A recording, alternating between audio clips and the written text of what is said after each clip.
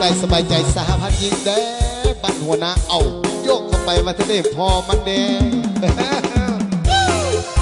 เอาสีบอลฝากให้ม้วนๆกันพี่น้องเขาก็ได้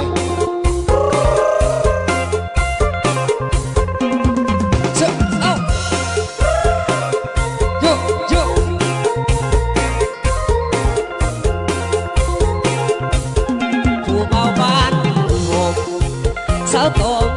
แต่บ่มีเงินบ่พอจนผู้สาวเขาเมืองแถมเอิญกับปีสุบใสจังเวลังเกียดเด้ไม่ยอมหมดคนใจเมื่อยามอายมีเงินหลายก็ทันเอิญใส่กะเข้ามาคือขับเทสาวธนาโอ้สวงมอนถ้าบ่ฮักเป็นอย่างงามนวลมาหลอนให้จนหมดตัวบ่เห็นหอดสนสาวจะคงไอ้ลูกที่ถึงหัวเอาลูกเอาหัวบ่เห็นหัวอายเลยจะโคนให้ดูโตน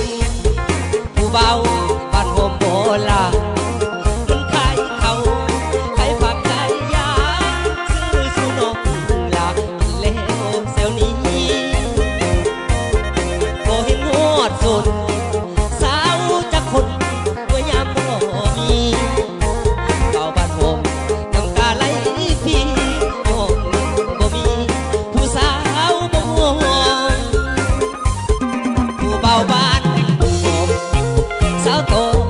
แต่บ่มีแฟนเป็นผู้ใดสิมาควงแขนเป็นสู้เป็นแฟนผู้เบาสวนยาหากมีสาวโกสิหา